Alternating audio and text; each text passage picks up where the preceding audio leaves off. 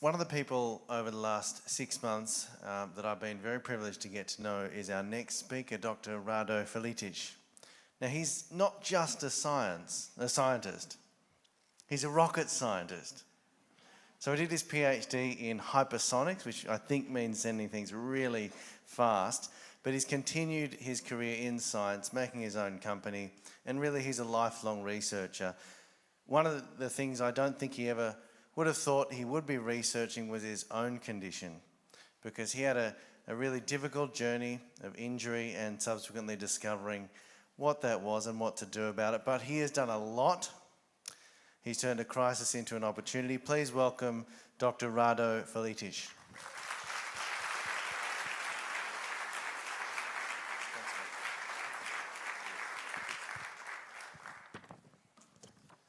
Thanks, Chris. Thanks, AMPS, for hosting this national speaking tour with Dr. Malhotra. Special thanks to Cara Potter and to all the other vaccine-injured people who have spoken out, not only during this tour, but in other times around the country, in the media, at all sorts of public events and with politicians and everywhere. This evening, I'll share my journey as a vaccine-injured Australian and as co-founder of COVERSE. You can see our web address there. So COVERSE is Australia's peak body for COVID vaccine-injured Australians. I have a PhD in science from the ANU right here in Canberra, and for the past 18 years I've been a consultant supporting multinational science projects, all areas of science all over the world. I've never been pro or anti-vaccine. I've always seen vaccines as a useful tool, and I've taken many vaccines throughout my life and have never reacted badly to any of them.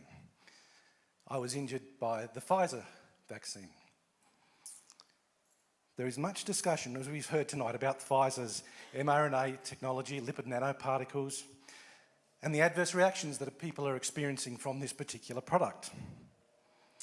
But this is not really surprising. It was the most delivered vaccine here in Australia, and around the world it accounts for just under three quarters of all vaccine doses given.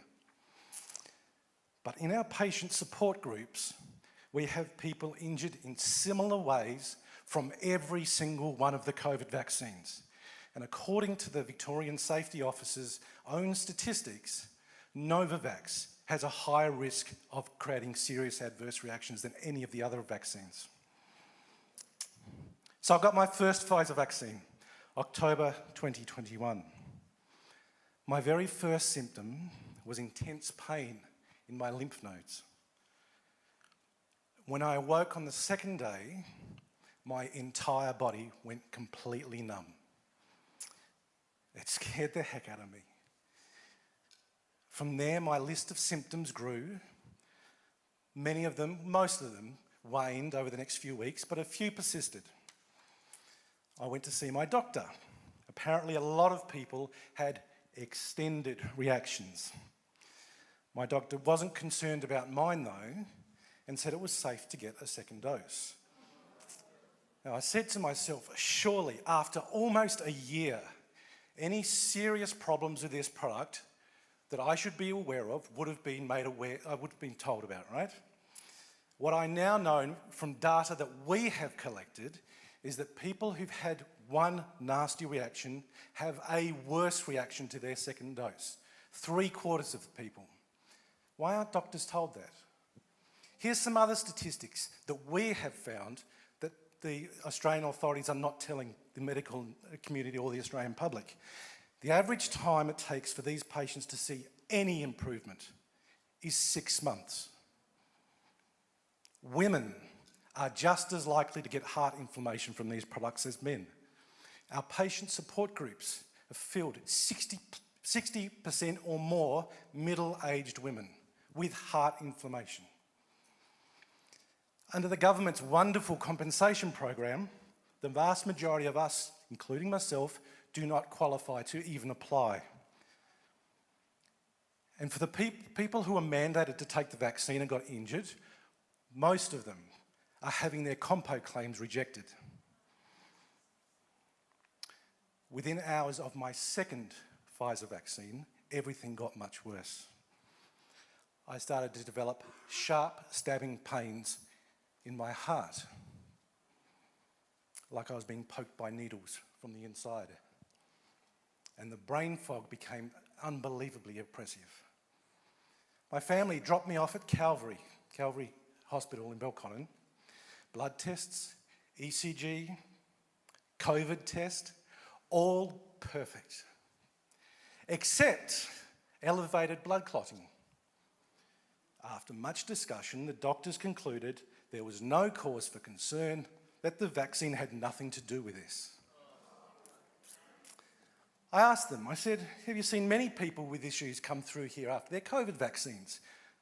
I quote, "We've had a steady stream of people every day." That was the moment that I knew that we were not being told the truth about the serious harms these vaccines were causing. So over the following months, I experienced many disabling and painful neurological, cardiac and systemic symptoms that affected my capacity to work and even just to get through the day. I could not walk for more than a few metres without feeling like my body was about to shut down. I couldn't recall words. I could not have a conversation with somebody for longer than 2 minutes before their words just became mumbled blah, blah, blah in my ear.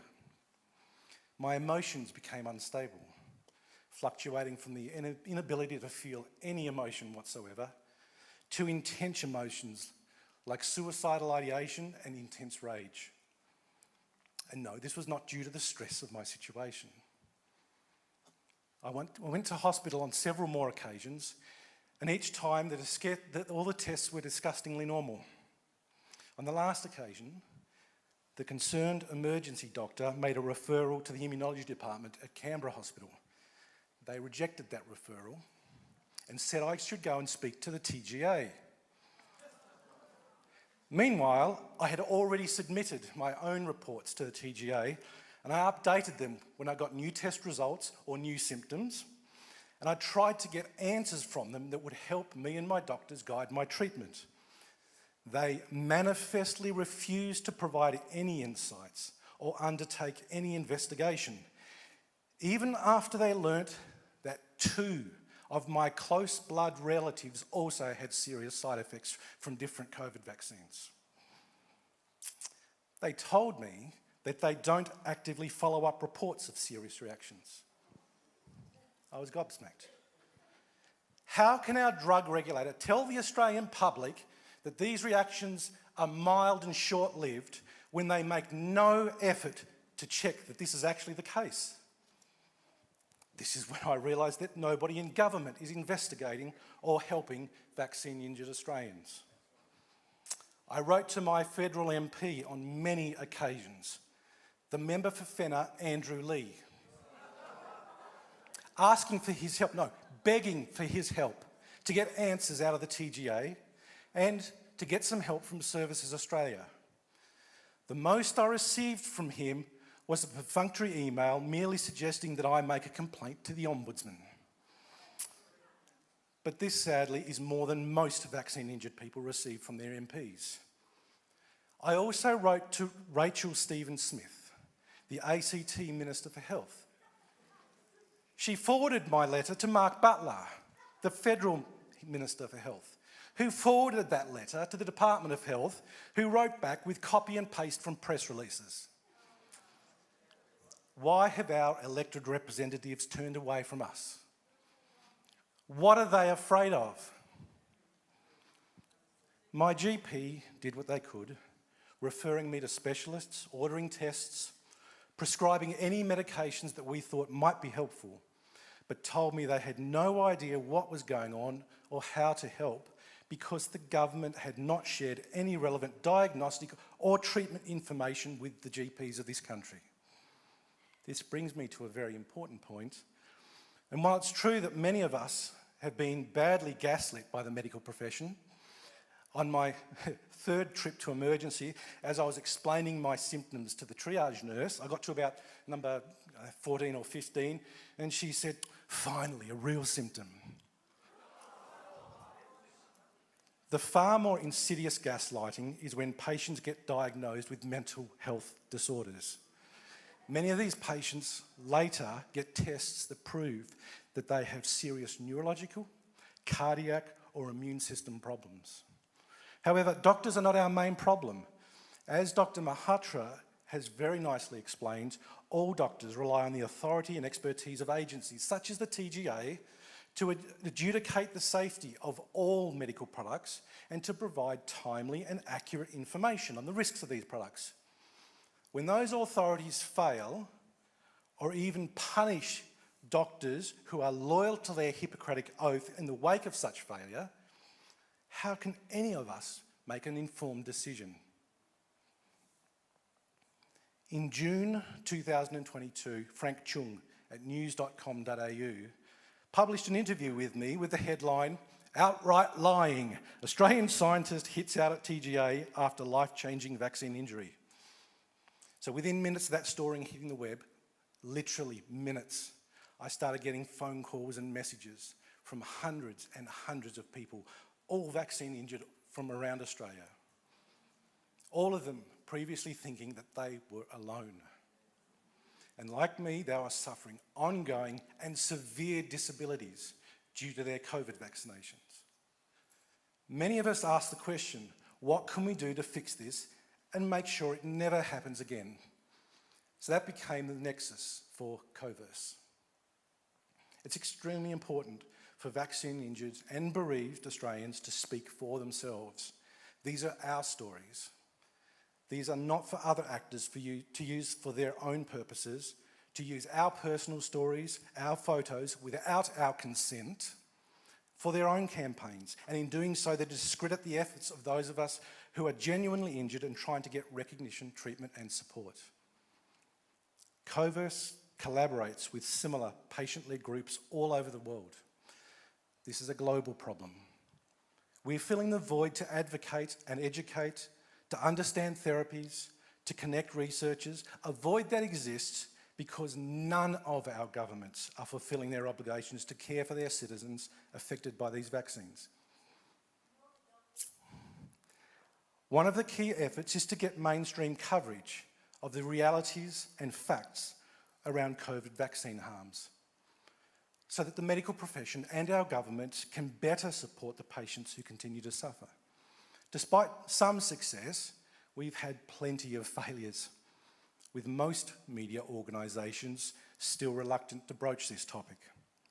For example, in September last year, a number of us were interviewed, along with some very highly regarded Australian medical specialists, for an article that was commissioned by a well-respected publication. This article was written, it was ready to go to press, but at the last minute it was withheld, and it's still not seen the light of day. When asked for an explanation, the editor-in-chief's excuse was that they didn't want to encourage anti-vaxxers. The editor-in-chief of the Medical Journal of Australia. Since then, COVERSE has made a number of submissions to public inquiries. In particular, in our submission to the Federal Parliament's inquiry into long COVID, we detail the breadth of medical, social and financial issues being faced by vaccine-injured Australians. This document is now on parliamentary record for everyone to see, and you can go to our website to download a copy and read for yourself. The two key things that we conclude and that we ask for in this paper are, number one, for the Australian Parliament to apologise for having abandoned the vaccine injured and bereaved.